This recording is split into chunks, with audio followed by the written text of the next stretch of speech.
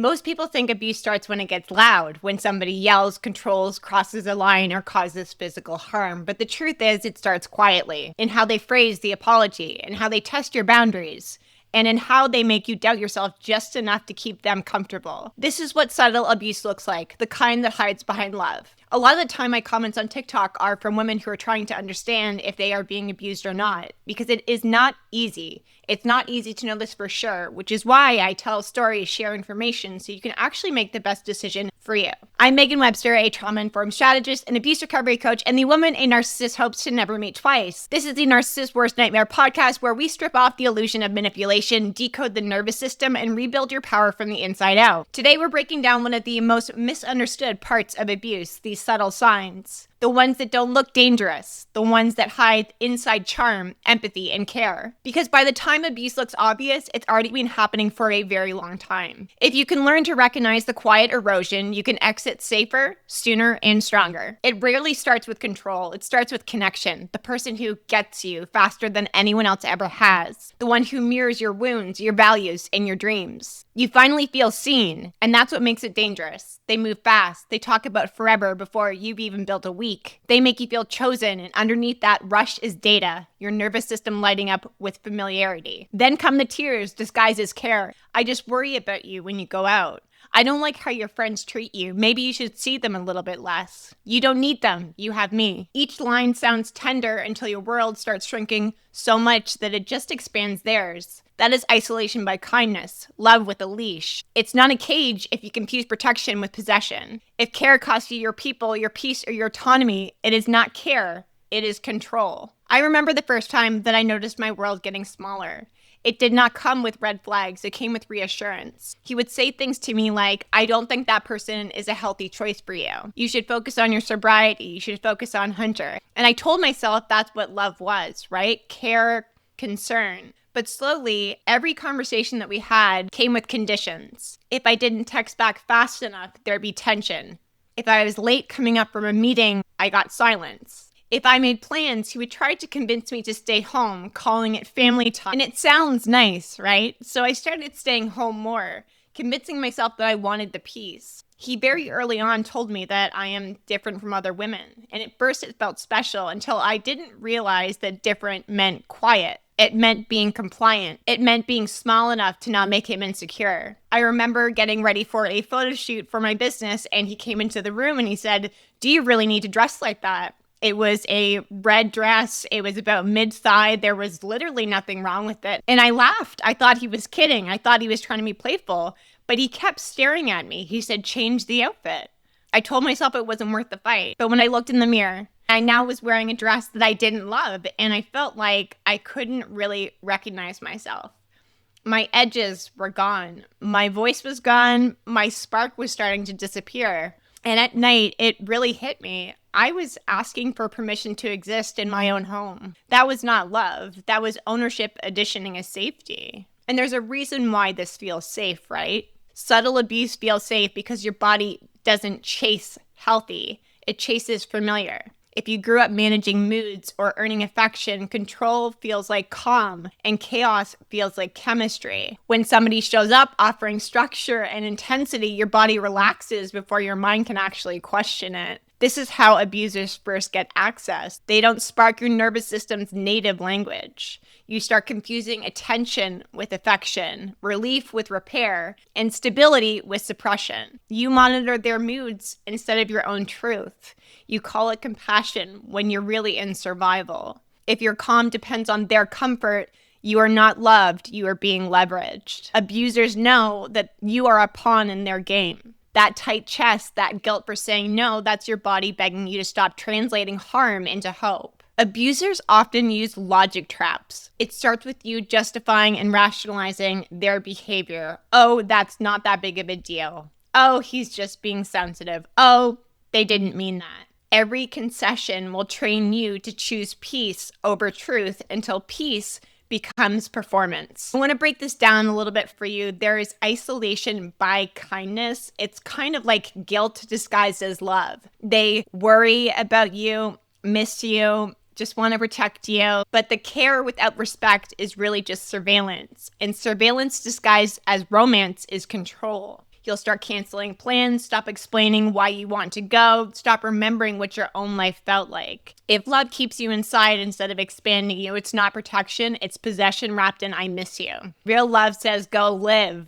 Control says, why do you need anybody but me? Apology as control. They are not sorry. They're strategic. Their tears are reset buttons for your nervous system. They hurt you, then they cry and tell you how broken they are. And suddenly, you're the comforter. You collect apologies like proof of progress, but there is no change, no action, only a calm presence between the two of you, which is also not real. Abusers do not say sorry to make you feel better. They say sorry to avoid accountability and keep access to you. Even if the apology is a rebrand, it is not repair. Weaponized sensitivity. It's not screaming, it's sulking. Can't believe you'd think that about me. They cry, you comfort, the conversation resets around how they feel and their pain. You start editing your tone, censoring your truth, and calling your silence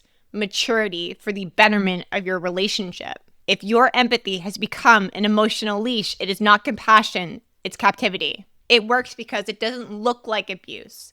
It looks like you are too much. By the time you wake up, you are fluent in their excuses and illiterate in your own boundaries. A lot of women judge themselves for not seeing abuse sooner. Here are the reasons why you miss the signs. Very simply put, you miss them because you were trained to. You were trained to call discomfort loyalty, to be understanding, to translate pain into purpose. Abusers do not pick naive women. They pick intelligent, capable paths, leaders, fixers, and they convert your power into fuel for comfort.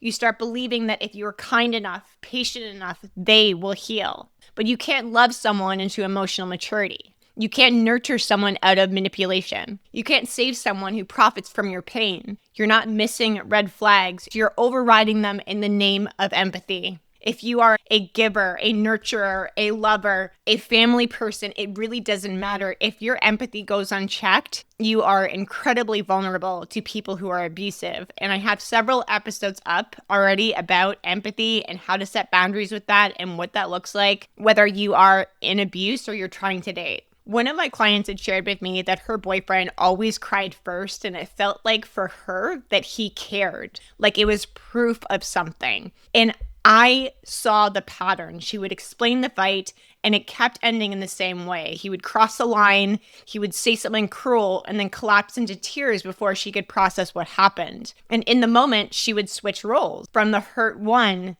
to the healer. She would comfort him, forgive him, and tell herself that anyone who cried like that must be sorry. But the behavior never changed. The apologies got prettier, and the guilt for her just got heavier. One night, she had messaged me after another argument, similar, same context. He had told her that she was selfish for setting a boundary. She said, "It didn't even make me angry this time. I just kind of went still." That's the shift. She doesn't fight, she doesn't defend, she doesn't justify, and she certainly doesn't beg. But she watched him perform his tears and his apology, and she felt nothing but clarity. He had called her cold. He said things like, "You've changed," trying to antagonize the situation. She said, "No, I just stopped confusing what you were doing with my truth." That was the night that she started to take her power back, with her silence, with guarded empathy, with discernment. She stopped trying to fix him and started believing herself. Awakenings like that don't come with fireworks. There's not a big bang. It ends up coming with fatigue. It's not the moment where they call you crazy and your body whispers, "No, I'm not." It's when they cross that same line again and again and again, and you do not cry, but you go still. That is not numbness. That is an awakening. That is your nervous system flipping allegiance from survival to sovereignty. When you stop comforting dysfunction, you become dangerous to it. This is when you can stop explaining abuse and start exiting from it. Peace does not come from closure. It comes from refusing to keep negotiating your own erosion. It's an opportunity to learn how to rebuild. You don't need coping mechanisms, you need clarity. Regulation without boundaries is just an endurance training. Your job is not to calm down his chaos, it's to recognize the chaos and leave. Stop trying to breathe deeper to walk into the fire. Walk out of the house. When you rebuild the structure of your life around truth, not their triggers, where you have mornings where you get to wake up instead of scanning for danger. You can have friendships that remind you of who you are and you're not managing someone else's feelings around it. That is when you are going to have real regulation in real time, living in an environment that doesn't require constant recovery from. Boundaries are always a hot topic inside of all of my coaching spaces. They are not walls, they are filters that keep distortion out and they keep you safe. Here are some short and sweet ones to help you on your journey to decide whether this is abuse or not. Be less available. You do not owe your energy to people who weaponize your empathy. Observe instead of absorb. Confusion is information. Watch it instead of explaining it. Make neutrality your superpower. When they cannot trigger you, they lose access to your energy. And let your silence speak. You do not owe a paragraph, a lecture, a begging to prove that your boundary is valid. You need to decide to be done, that you have to prove your pain to somebody else in order for it to be real. You don't owe anybody a softer version of you to prove that you're healed. Power is not anger, it's your authority. It's walking into the same situation that used to break you and realizing you can leave without even explaining yourself. That is what post-abuse self-leadership looks like. You stop chasing peace like it's fragile, and you carry it like a weapon. You stop begging to be understood, and you start choosing to be unbothered. The woman in healing doesn't fight for closure. She decides she's closed the door. If this hit home with you today, if you are experiencing some of these things in your relationship, I want you to know this. You don't owe anyone a gentle exit from your boundaries. You do not need more pain for proof of leaving. You don't need closure to rebuild your life after abuse. You need one singular decision that your piece is not final and it's certainly not negotiable. That's what the Reinvent, Rebuild, and Redeem membership is really built on. Not endless healing, but strategic recovery. Not waiting to feel ready, but learning to lead your life with your own unshakable self. Inside of our membership, we practice this work: pattern recognition, nervous system healing, boundary enforcement, and a clear exit. So the next time that subtle abuse knocks, you see it, you name it, and you don't open the door. Because that's what makes you the narcissist's worst nightmare. A woman who believes herself, chooses herself, and walks away before it's too late. If this episode cracked something open in you good, that means you are waking up. Please share this with another woman who keeps saying it's not that bad. Send me a DM on Instagram to tell me what landed the hardest for you today. And when you're ready to stop surviving and start leading your healing, please join us inside of our membership. Because awareness is where it starts, but action is where it transforms. This is the Narcissist's Worst Nightmare podcast for women refusing to turn a blind eye to abuse and choose themselves in freedom first and foremost.